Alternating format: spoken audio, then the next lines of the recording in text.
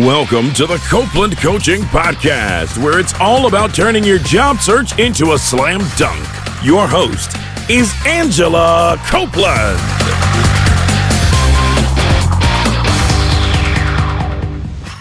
Welcome to the Copeland Coaching Podcast. I'm your host, Angela Copeland. Live on the phone with me today, I have Stefan Figley in Dallas, Texas. Stefan is the Chief Operating Officer at Jani-King International. He's also been the Chief Marketing Officer at both Latium USA and Merry Maids, and was the Director of Marketing at Terminex. Stefan, thank you for joining me today. Thanks a lot, Angela. Well, I'm excited to have you on the program. I know I was in Dallas a few weeks ago and I missed you. I know you said you've been traveling quite a bit. So I'm really glad that we got the chance to connect. Yeah, absolutely. It just comes with the job sometimes. Yeah.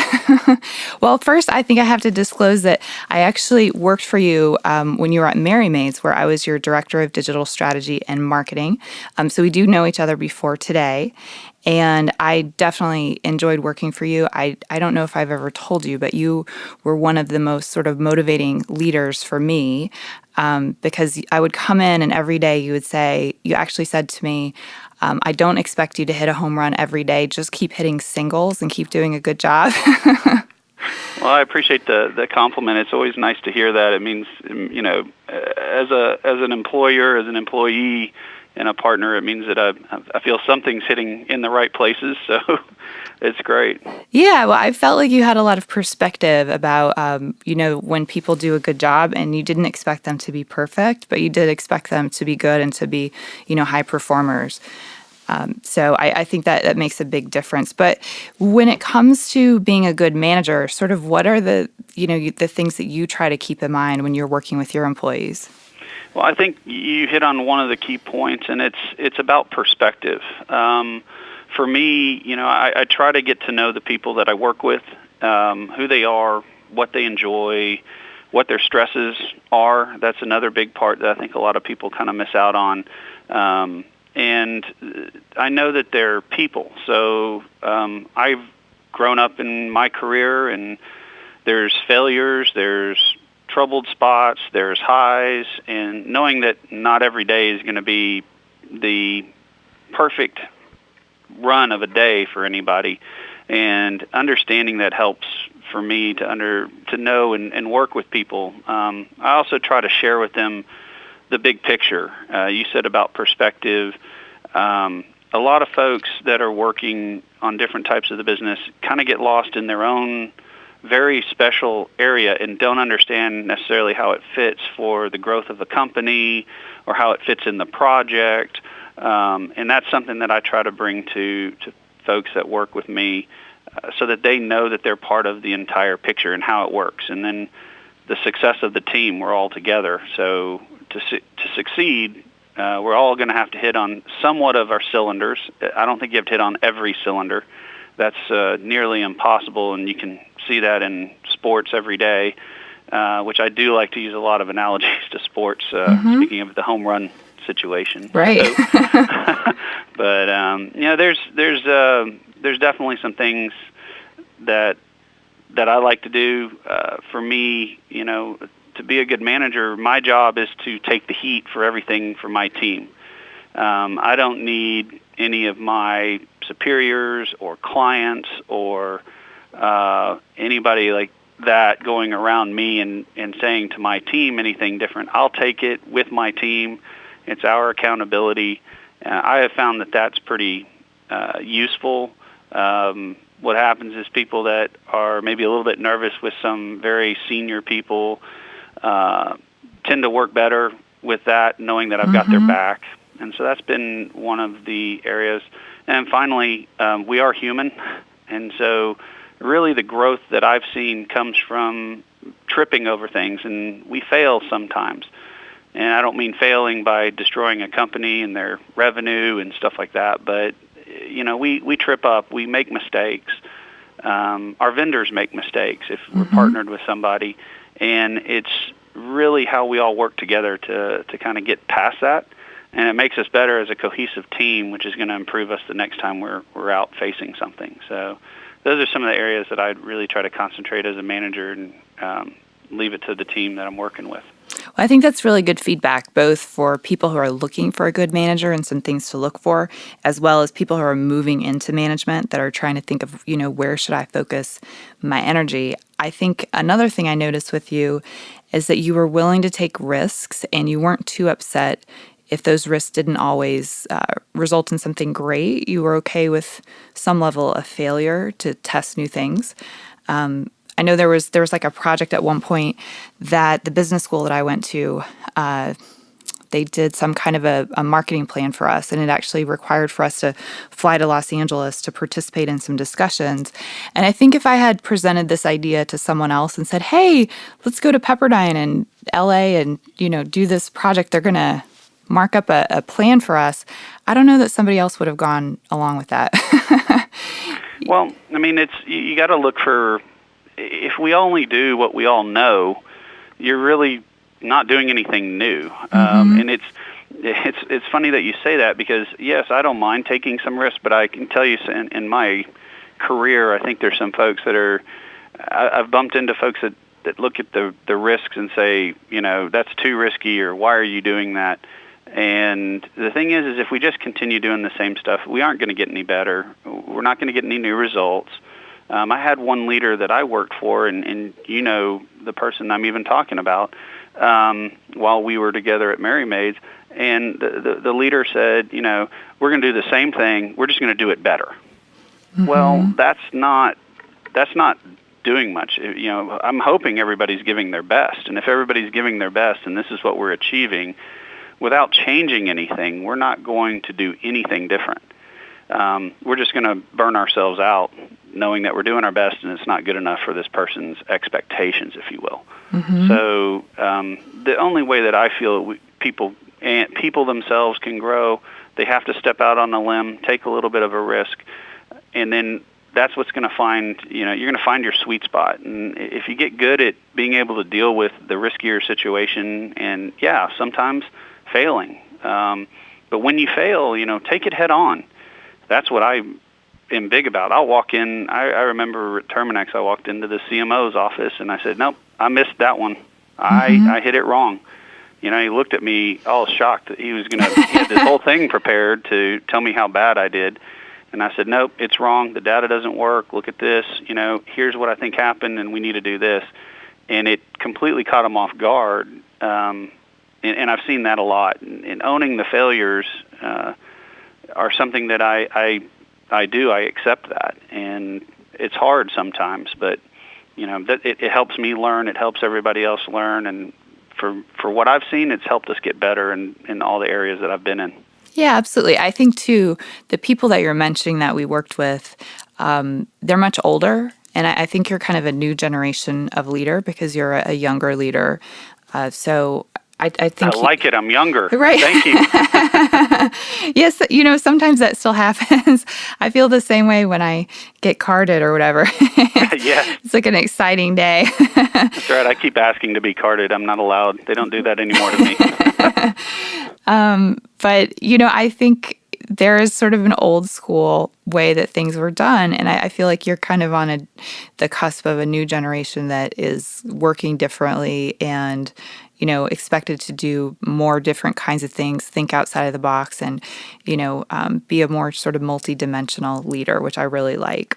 And you brought up something old school, and I think there's a good blend between it. And I think if it's balanced well, you're going to find great success in companies that do that. And if you're looking for positions, you need to be aware of the old school. And if it is an old school regime at a company, you will not be able to walk into that company and throw the risky, out-of-the-box thinking on the table and it be necessarily accepted right away. And that's a hurdle that I feel a lot of younger generation folks are facing because, you're going into these interviews and you meet with these different companies. I've done it from the agency side. I've done it from being on the client. I've done it from being junior in a company. And you bring these ideas to the table and they're like, well, you don't know. You don't have the experience. And they keep promising, we want to think out of the box and we want to think differently, and that's why we're putting you in this position. But I can tell you one thing, you have to remind them sometimes that that's what you've been asked to do. I've done it in my career. I said, you didn't hire me to do what we've just done. Mm-hmm. You've hired me to do what we've done and then figure out the things that can grow us to make us better. And I think that's the key that a lot of folks kind of forget as they go through their careers. And, that's all in you have to look inside. Mm-hmm. and have that to move forward, and you have to be tough enough. And sometimes it's a rough road. I've been on it, and I'm still on it. But it's something that I take pride in it, and I know that I can go back every day and say, well, I gave that my all. Mm-hmm. Well, I think it happens especially, like you said, when you're at an old school company, especially if you're working in sort of a new area, like a developing area. Like when I was working as a digital marketer, I once had the president of a company that I worked for sit down with me and said, what is this Wikipedia thing and how would people even know to find it? Like the person just didn't buy into the whole idea of digital marketing. And so it makes what you're doing so much harder. It's really important to pay attention to that when you're looking for a job. Absolutely. And you have to know where they've been. If it's that's a question, why is this role available? Mm-hmm. Is this role available because someone had it before and left? Or is this a new position that you're putting in there? Because those are going to be different. You're going to have different expectations from the answer to those two questions. Mm-hmm. And, if it's a position that's been there for some time, then they already have expectations and they should be able to easily explain those to you. If it's a new role, you're going to find that they probably stumble around trying to explain what the position is going to entail and what they actually expect out of it. And that's going to be even more difficult because they're going to try to evaluate whether or not their spend is worth it. In these new areas, and digital is no longer a new area for mm-hmm. most companies, right. I'll say. But when you're right, 5-10 years ago, people wouldn't want to touch it, mm-hmm. and they didn't understand it. I mean, I had one person tell me in franchising, which I've been in now for well over a decade, approaching two. I had a franchiser tell me the internet's not going to make it. Oh no! At the beginning, so you can see you're absolutely correct on those hurdles. But as an employee or as a partner, you need to understand that not everybody's going to have your opinion on it. Mm-hmm. But having the facts and showing examples and real examples, not just theories, will help you get past some of that too. Mm-hmm, absolutely. So you mentioned sports analogies earlier, and one of the things I've always found really interesting about your background is that you were actually a professional tennis player early on in your career. Is there anything that you've taken away from professional sports that you think has stuck with you through your corporate career? Absolutely. For me, it was a lot of things. The main thing that I took away probably and still use is the ability to adaptability in general. A lot of things that you find that I've found in my career is you can't predict it's going to happen. Mm-hmm. You're coming into a meeting and all of a sudden you're in a meeting with a client and they have a laundry list of things that are wrong and you thought you were going to ask them for an increase. And you can put that increase on the back burner because you're going to be completely in a defensive mode. And the trials and tribulations of having to adapt to the situation, it's one of the things that as a tennis player you had to do. I played with Martina Navratilova and she said to me one time, it just depends on what you have that day. This is one of the best players ever in women's tennis, and she said she didn't have her game every day. Mm-hmm. So she didn't have everything in her arsenal every day, so she figured out what she had and figured out how to win the match that day with what she had. And I think that pertains to a lot of business situations where you can go in with a pitch, you can go in with a proposal, you can go in with an analysis. You don't know what's coming back from the other side. There are so many agendas that are in play, and it varies. Small companies have agendas, and then large companies have agendas. Public companies have different agendas than those that are private. I'm currently with a sole proprietor. He owns the entire company. Mm-hmm. I've been in private equity. They have their own agendas that mm-hmm. they want it to grow, and they need it to grow, but sometimes all they care about is the growth. They don't want to see how you get there. and then they try to meddle in it, but you have to adapt because they're meddling in certain areas that have been in progress for some time. So that's one that I think is huge. The other thing is winning. We all want wins. And, you talked about leadership. That's the other thing. I want to make sure my team wins. And people's definition of winning will be different based on their careers, where they are, who they are. And you need to find those wins and have those expectations. So those are really the things that I take from what I did in sports and I think apply every day that I deal with work. Yeah, that's great feedback. I think people who are the best competitors, whether it's in sports or I think of it a lot in terms of business, you're able to adapt every single day, no matter what comes your way. I remember, speaking to groups of a few hundred franchise owners at one time, and sometimes somebody would stand up and they would be really angry about something, and you're there to give a really positive message, and you have got to learn how to just handle it and roll with the punches every single day and be prepared. And franchising can do that to you. It's you have the whole point of the franchisees are that they're business owners. That's right. And they're going to call it the way they see it. And, if you've worked with me on a couple hundred franchisees. I'm currently involved with over 10,000 franchisees. Oh, wow. And everybody has a very different opinion, and you have to be able to play the right way because you're not there to offend anybody. Their opinion isn't necessarily incorrect. Right. It's just we need to adapt as a whole and figure out what really grows the entire brand or the entire company forward, which should bring them along with it. But franchisees definitely have a more vested interest, as you would, than some others. No, I think that's a really good way to put it because oftentimes, like a corporate employee, you're guaranteed to get a paycheck pretty much. You're trying to just get on board with one corporate message.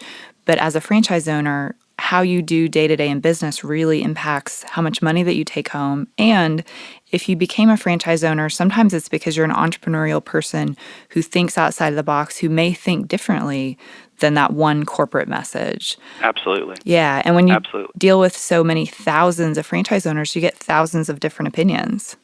And I think that's great from a business if the brand listens to it. Yes. And that's not always the case because brands, as a corporate brand, say, we know versus let's all figure this out together. And I think that's a hurdle sometimes that you find in franchising. It's also some of the enjoyability that I have of being in franchising is to get to talk to these folks because the passion that rides with these franchisees is so tremendous that they're making it, they're doing it, and sometimes they have way more passion than those in the corporate world, just like you said. Oh, absolutely. Absolutely. Well, so another piece of your career, which I did not mention in the introduction, you kind of alluded to, is that you started out actually working in the agency world. And I think you were sort of working on the marketing side. Can you talk a little bit about that? And would you recommend it for new college graduates who are trying to get into marketing, that kind of agency path? So sure, I did work for an agency. I worked for Leo Burnett, a large marketing agency, one of the largest in the world. And I did work on the marketing side and the strategy and overall marketing, not just ad placement and so forth. Right. Recommending it for college graduates is a extremely tough question. And I'll answer it in two ways. Okay. If someone is looking to get into marketing, yes, it is definitely something to look at. The reason being, it exposes you to many, many different aspects of marketing. You have to learn not just one thing in marketing. You have to learn marketing planning. You have to learn execution. You have to learn time management, which is enormous in marketing. And that's kind of the thing you need to build. And you get your hands-on experience much, much faster versus if you go into a corporate setting as a marketing assistant or a marketing manager, you're working on one brand, you're working on whatever they need you to work on, and sometimes you're usually working with an agency that's actually doing the work, so you're not getting that direct hands-on experience sometimes. So if you are determined to be in marketing, it is definitely a very big option and a very good option. for the issues that I've had with it, that I'll be honest on my side as my career, is I worked for the agency for 10 to 11 years, and then I was looking at going onto the corporate side. Right. And the answers that I kept getting were, well, you were on the agency side, so you don't know. And that was frustrating because I could run circles around anybody that had the same tenure that I had, even in marketing, in brand marketing, if they came from a different brand and they didn't know the brand itself. Right. And that became frustrating for me. So it's one of those things that when you look back over a career, you need to understand, and it's very difficult at a younger age and new in a career, that it takes time and patience, and it will build a successful resume, if you will, or your experiences all come together as a piece of puzzle versus just taking one position. And you will lose that vision when you're looking for that one position. You say, man, that is perfect for me. I want to switch. And they're over there saying, we don't think you have the experience because you don't know, this whatchamacallit product. Right. Well, marketing is general. Marketing should be able to be done no matter what the product is, which is funny because people that don't know marketing say it doesn't. And everybody that has done marketing and has been experts at marketing are coming back saying, we can do that. We can do all these different brands. I can do consumer packaged goods. I can do services. Because we know it's more of a thought process of how people react and how they deal with a brand. It doesn't matter what the brand is actually selling or doing. It's the brand. And that's a disconnect when you go from corporate to agency. That bridge. For me, it was a tough transition at the time. As I look back in hindsight, absolutely it was a great move for me because I knew marketing was something I wanted to be in at the time. And so absolutely it was a good move for me. So as a college student coming out or new in your career, it's definitely something to consider if you like marketing because your hands-on experience will be head and shoulders above just going straight into a brand. Yeah, I like that. It's funny that you talk about that experience going from the agency world to corporate and the feedback that you got. I actually at one point or a few times tried to go from corporate to the agency world, and I received the exact same feedback, but in reverse. They'll say that you can't handle the fast-paced environment, and whether you can or you can't. That's one thing when I transitioned to the corporate side. Oh my gosh, it was slow. Right, totally. You are on fire 90% of the time at an agency, and at a corporate side, very rarely do I feel that type of a fire. More and more as I got into more senior positions, yes, because you have your fingers in multiple arenas, but nowhere near the experience you can gain from it. But yes, they'll say, well, we don't know if you only have one line of sight. Right. I think the other thing that would scare them with me, and I advise my clients about this, is, I was very good at wearing like a black business suit to interviews. And coming out of engineering school, they trained us to wear, a black suit with black leather shoes and pull your hair back and you look very formal. And if you wear that into an agency interview, it's like the kiss of death, I think. Here comes structure. Right. Yeah. Yes, at the agency, most people wore Birkenstocks and shorts. So when I was there, but it depended on the position that you were in, and it really depends on the position that you were looking for. So, for example, when we were hiring, before I left, when we were hiring, if you didn't come in, and if a man didn't come in a suit, there was no shot. It didn't matter if you were the perfect fit for the position, even though it was for an agency. But if you're coming into the creative side, now probably the digital side more, they're looking for that free thinker, not so structured, and they think they're looking at it that way, and that could be an issue. So I think a lot of it depends on the company that you're actually meeting with and for what position you're meeting with to dictate how you go in. I'd always err on the more professional side, period. No, I totally agree.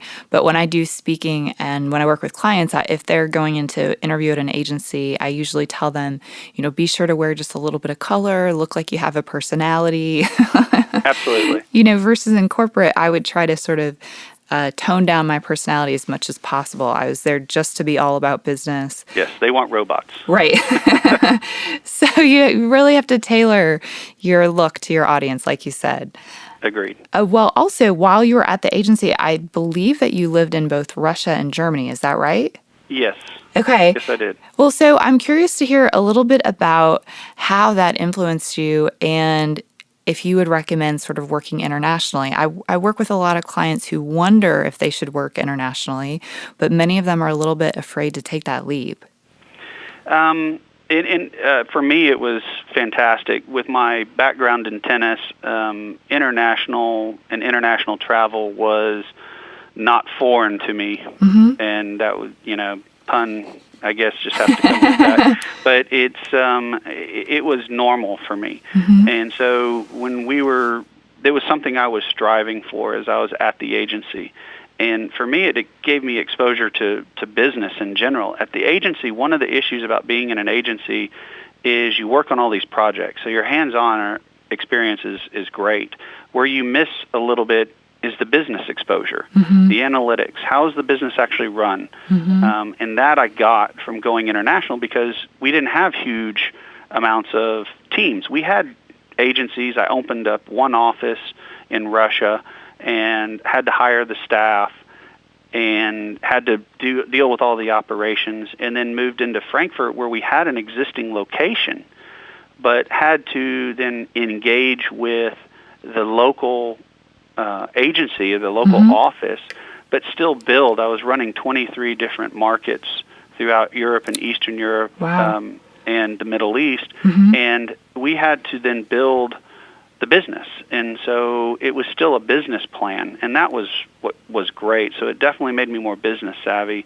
It helped with my leadership traits because there was nobody to lean on. I literally finished my day and then had a call with the U.S., which was our headquarters, to just give them the status update. Okay. And it didn't even happen every day. And so it was literally on my shoulders. I knew what the budget was. I knew how to manage to it. And that was my objective. And finally, for me, what I think really happened, it humbled me. You saw that you could do it, so it gave you some confidence, but at the same time, it kind of brought you back into, there's a lot of stuff that goes on that maybe you wouldn't have known per se. So it helped me grow not just from an international perspective, but just from a personal and business perspective. Oh, that's really good feedback. When I've talked to other business leaders who are located in Europe, for example, the feedback that they've given me, that things that they like about working with Americans, one of the things is that oftentimes in the U.S., we have the opportunity to work on really big brand names. Like my first job out of college, I worked with FedEx, right? And FedEx is all over the world. So that's one thing that a lot of people in the U.S. are able to bring with them to other countries. And then I think the other thing that's been brought up to me, which I think this could go either way, but I think it's a valid point, is that in the U.S. we're really taught to sort of promote ourselves, be good at sales, be good at personal branding, and to really sort of put our best foot forward in a way that's a little more aggressive than in some other countries. And so I think in some ways it may be viewed as negative, but in business, I think there can be some real positives if you're good at selling and being more aggressive than maybe your counterparts. Absolutely. And, the hard part for Americans is the cultural difference when you go international. We're just not used to it because you can travel anywhere in the U.S. and you really don't have to change too much from a cultural perspective.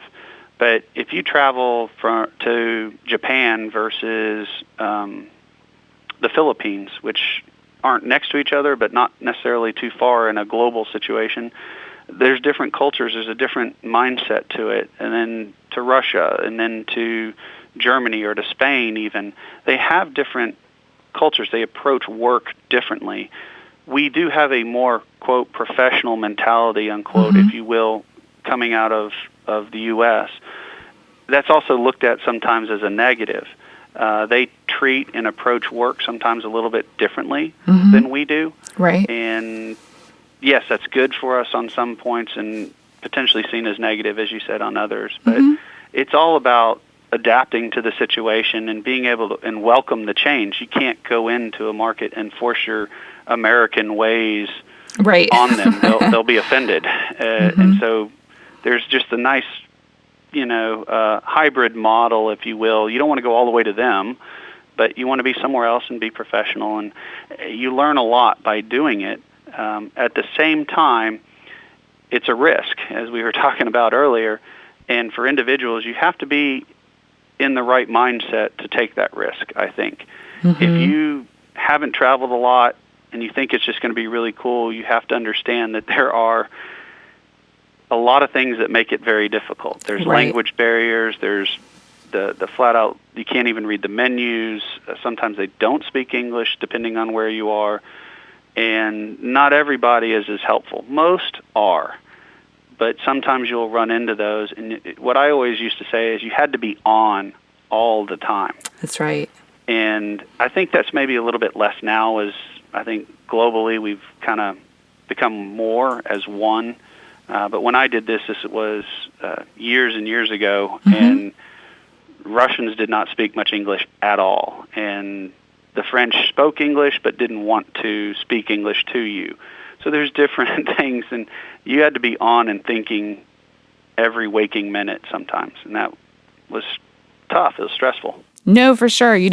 I've traveled internationally in the past couple of years a few times by myself and, all over the world, whether it's Europe, Asia, or Australia, and you do find that you really have to be alert a lot. It takes so much more processing time, so much more energy just to sort of make your way from point A to point B, because you may or may not know your way around, or you might not understand the way the transportation system works, or, there's so much. And I know for some of those trips, I've slept probably 10 hours a day because I'm so tired at the end of every day. And it's just something to keep in mind. And that's why for some people it may not be the best thing, even though it sounds, it sounds sexy, if you will. It sounds like, man, I am an international business person, but there's a lot that comes with it. The people that do it have, they've sweated and bled literally through it, and it's just usually not the easiest thing to do. But it's not for me, it's a pinnacle of my career, and at times, I'd like to continue to get back to it. It's something that I felt that I was very strong at, and I'd always like to get back into that. And here, where I am now at Jani-King International, we do have 14 different international locations, so I'm slightly involved in that as well. So I'm starting to get back into my mode, but it has to be. Again, you have to look inside and see if this is what you really want, and understand that there's more to it than just traveling the globe. Right. You get there and work. That's right. And sometimes that's harder for folks. Well, I think it's also, it can be a good experience when you're young, because even though it's really hard, you adjust, and then it becomes easier, each time.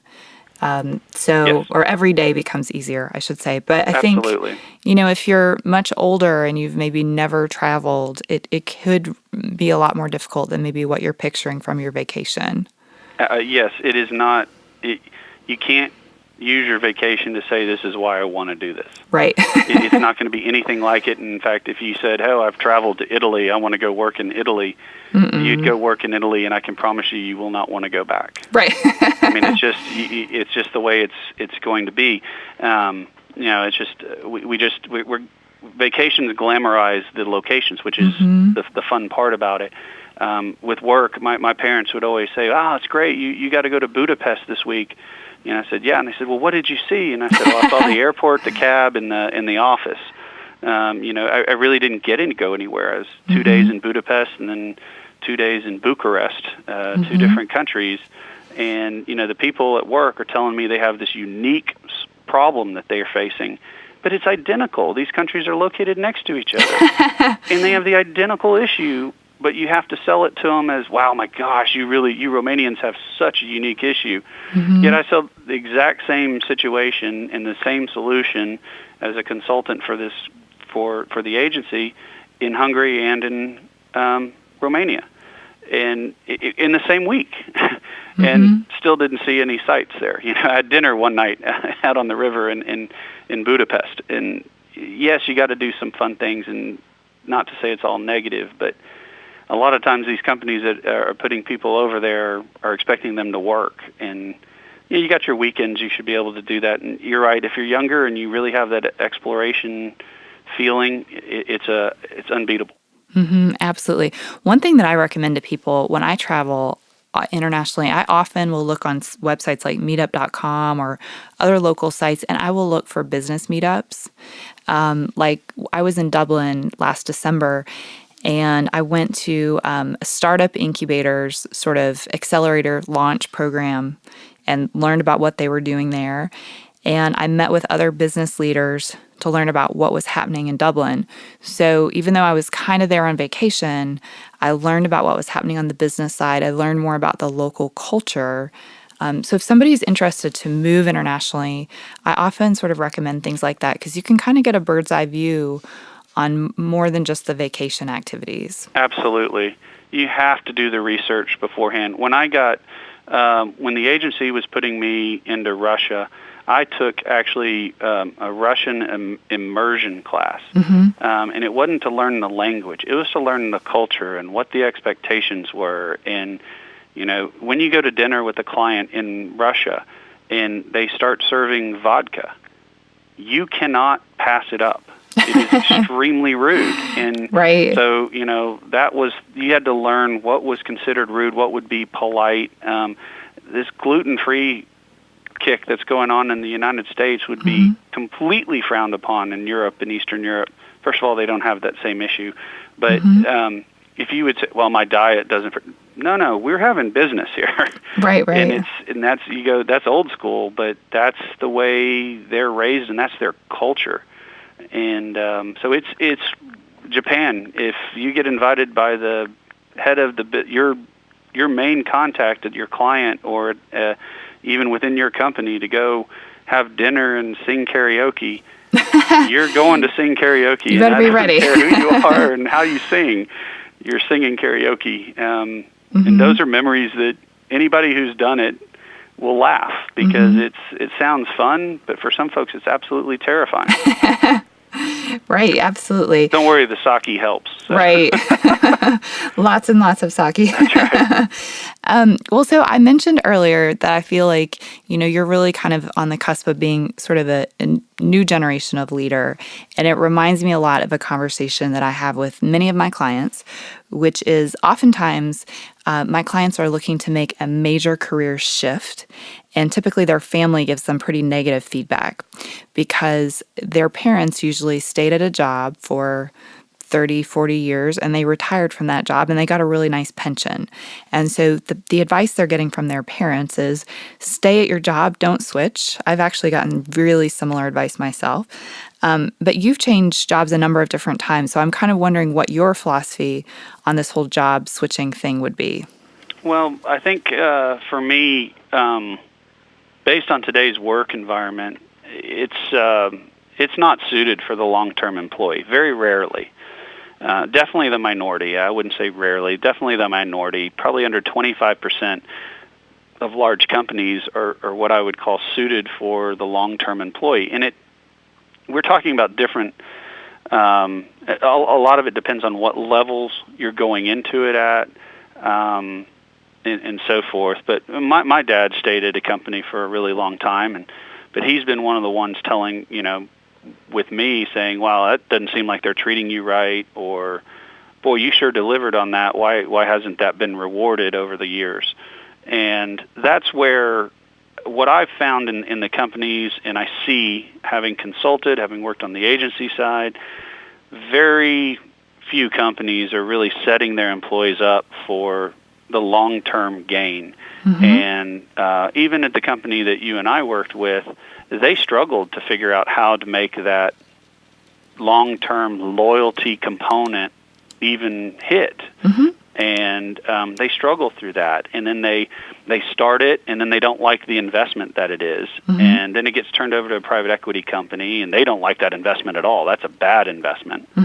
And the thing is there's more and more companies these days are focused purely on the dollar and not on the product they deliver or the service that they deliver. You can read about all the companies that are doing so well. They focus on their people. But it's, again, old school. A lot of these folks are still trying to focus on that dollar. Pensions are gone for the most part. It's great when the company offers a matching 401k plan. That's probably one of the closest things you're getting. If you have a company that's offering stock options, maybe then there's some reason to stay. But a lot of it's going to depend on you as a person. Is this working for you? Do you enjoy what you do? You got to have, in my opinion, you have to have a good work-life balance. If that's not good, you're going to be sad somewhere. It's going to be, and that's going to create stress. Either you're stressed on your personal life, or you're going to be stressed at work. And I don't like going to work. How's that drive in the morning? When you go, are you like, man, I can't wait to get there. I got a lot of good stuff to do today. Or it's like, oh God, I have to get to work. Right. It's a really good question. Literally ask yourself that question. And so in that sense, that's where I've been back and forth. And the thing for me is, a lot of companies promise a lot of things in interviews. The reason I've changed is not due to negative working or a bad experience, but there were certain, well, if you do this, we're going to do this, this, this, and this. And so you go, and then those things don't happen. Where's that loyalty lie? And so that's one thing. The other thing I've seen, and you can probably, you and folks that you talk with all the time probably know this too. If you're good and you're inside a company, if you're working for a company and you've really done well, what's the benefit in them moving you up? Right. I'm sorry, but you have to take, especially if you've changed, if the management or the ownership's changed multiple times. They're like, man, this guy's great. This manager's fantastic. And look, we're only paying him this much. And then a position opens at the next level, and you want to go for it. And they're like, well, wait a second. Then I lose this good manager, and then I got to pay him a little bit more. Well, the thing is even if you get that position, they're still going to pay you less than somebody coming in from the outside. That's right. I talk about that a lot. That's the hardest thing for me to swallow, just as a person. Yes. So what I've seen and what I think is what our parents are used to, if you will, and I'm not putting this on just the older generation, is used to that. It's a comfort zone. You know what to expect. Don't take that risk. And it makes it easier on your life. And there should be a pension at the end and everything. And that would work. The reality of it today is I don't think that loyalty exists. I think the newer work environment, even for the companies that are old school, they want to take advantage of that newer work environment to get labor at a lower rate. And they do it sometimes to a detriment to the company. And that's where I think it's a personal decision. I don't like job hoppers. I don't want to be a job hopper. I look at resumes. I want to know why people are leaving. Do they have a strategic reason why they left a company? Even if it was a year or if it was 2 years, I want to know why they left. And, such tools nowadays, you can kind of find that. What I've found in senior positions, people are looking at LinkedIn more than my resume. Absolutely. And one of the things that I was going through when I was actually moving out of Latium is I started to work on I said, well, I'm going to have to leave Latium because they had wanted me to they moved me from Memphis to Dallas. And then they said 6 months in, they said, wow, you're doing a great job. We want you to move to the headquarters in Long Island. Well, no, I didn't. That was discussed before we even came to the face-to-face interview. Right. If you want me to move to Long Island, we don't. I'm not even going to waste your money. Right. So when they said that, and they know you have to move here, and I said, well, this isn't going to work. And so what I started to do is I started to research on LinkedIn a little bit and started looking through how people were building their profiles. And one of the things that I started to see is at each job, if you can get an actual recommendation, yes, well, there's going to be more proof of why you weren't necessarily job hopping. That you were there and you worked and you brought success to that company. Right. And so that's why I don't think it's a negative to leave. It also builds, your resume. It builds exposure and experience. Now, if you're going every 6 months, that's going to be potentially a red flag, unless there were some outside circumstances. And then hopefully you get the interview, at least a phone interview, and you can explain what those circumstances were. No, absolutely. I think you're totally right. One thing I noticed on your LinkedIn profile is that the headline, where some people would normally put, Chief Operating Officer, you actually have something to the effect of growth driver, omni-channel strategist, budget optimization, digital strategist, CRM, and global executive. What was sort of the thought process by, having that be your headline? It's your elevator speech, in my opinion. When folks are looking, I don't know. I don't search LinkedIn as an employer. I don't know how that actually looks, but saying your titles mean something different in every company. If I had my own company, I'd have really cool titles that nobody else has. You read about this in different magazines and the more entrepreneurial upstarts, the younger generation, if you will. Instead of business development, I'd say, I want the money getter. This is my vice president of money getting. Right. Put some things in there that make people feel and enjoy it. But so if you just put a title up there, it could mean anything. It's not a negative. Obviously, you have a vice president title. It means a positive at certain levels. But what roles did you actually do, and what did you accomplish?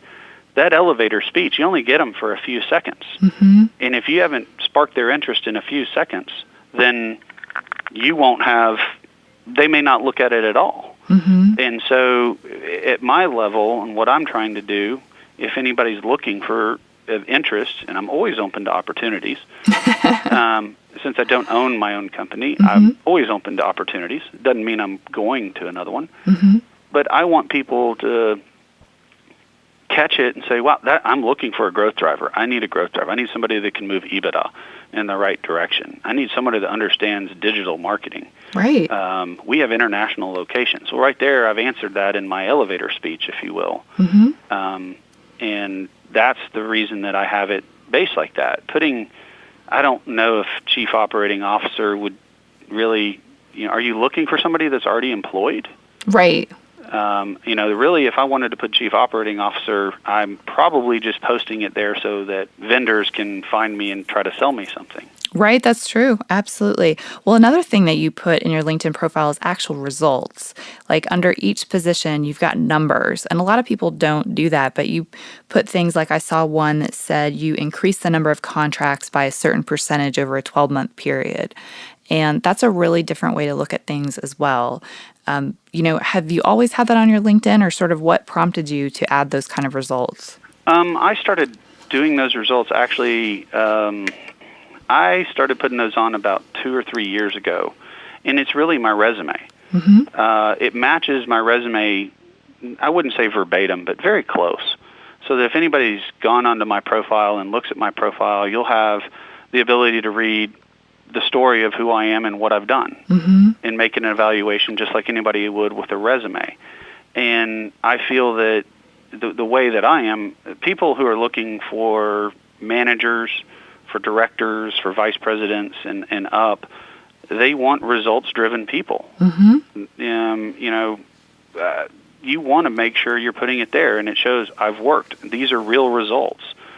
And if you look at mine, there's certain things, if I've been at 3 different companies at senior levels, and you can see the results within 12 months, what does that show you if I come onto your company and what I could potentially deliver in the first 12 months? It means I'm a quick learner. It means I get into the business. I work hard. I am results-driven. And those are the things that I think employers or other companies are interested in for people in manager and senior managers. And it's much harder if you look at mine. If you go down on mine back to the beginning, for those that are new in their careers, it's more difficult to put up certain facts. And that's where it takes time. You need to read multiple people's, how people do them. Read examples. Talk to someone like yourself, Angela. And Angela, how do I make this sound like something we did that that would be a selling point? Right. Absolutely. And you don't want you absolutely don't want to falsify anything. You don't want to lie about anything. Make it the numbers that are real, and only bring up the points that are 100% real and that you know. But you can ask me about a lot of things from the last couple of jobs that I had, and I'm going to be very quick to know those points because that's what they were. And even when they got to when I was a little bit more junior, there were things that projects I worked on, and that's your leading word that you put on there. Worked to develop this much growth, and I mean a supervisor of mine was one of the ones that told me that actually and said, "Hey, this is what we did. Our work just made us grow this much in revenue and this much in EBITDA." And that's when it triggered for me, hey, I need to start writing it this way because that's what these senior people are looking for. No, absolutely. I mean, because that's how a senior executive thinks is in terms of growth and how are you driving that kind of growth. So you've really got to boil it down for them. Otherwise, who cares that you know about something like digital marketing? What did you do with it? I mean, it needs to be more than just, I know about this topic.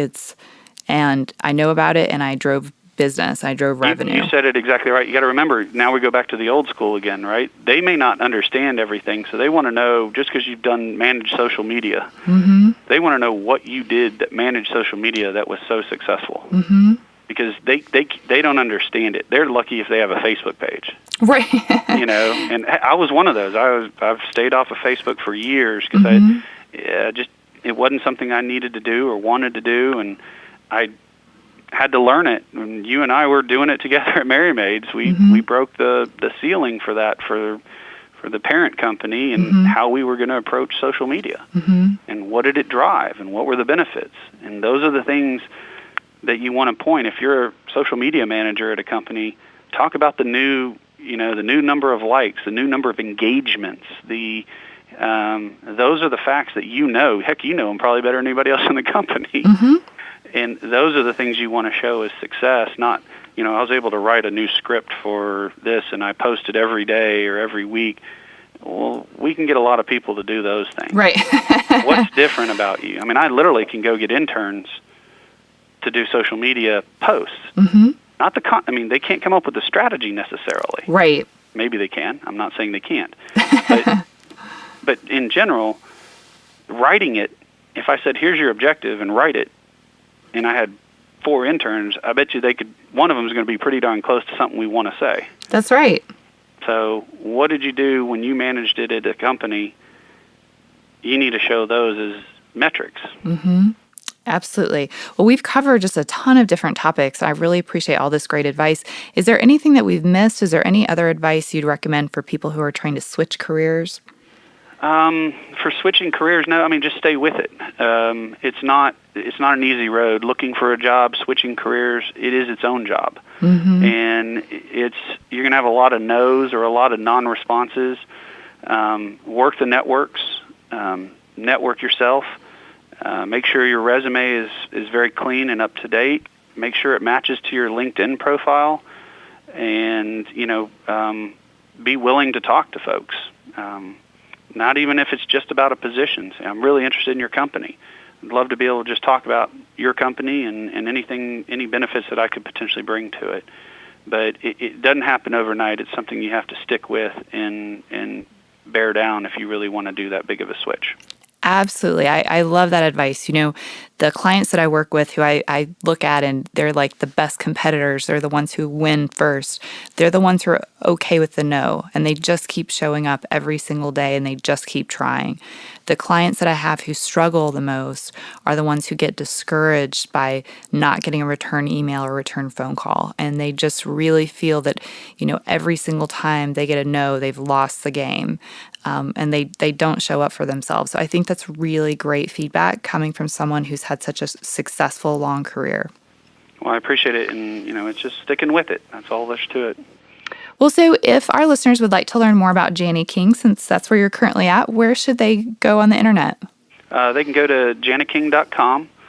It's their corporate website, shows you everything that we have, talks about all of our activities, international, national, our master franchises, our franchisees, as well as all our different locations. And they always can reach out to me at S as in Sam, Figley, F as in Frank, Igley, at Jani-King.com. And, I'll be happy to try to answer any questions for it, or they can also reach out to you and you can pass it to me and I'll be happy to answer the questions. Well, I appreciate that. Thank you so much, Stefan. This has been excellent. I really appreciate all your great advice. Absolutely. I appreciate it, Angela, and good luck to everybody. Thank you. Well, thanks everyone for listening. Tune in next week for another edition of the Copeland Coaching Podcast. And if you haven't already, please be sure to subscribe on iTunes or Stitcher to be sure you never miss an episode. Thank you for listening to the Copeland Coaching Podcast today with your host, Angela Copeland. Tune in next time to get more great tips on turning your job search into a slam dunk.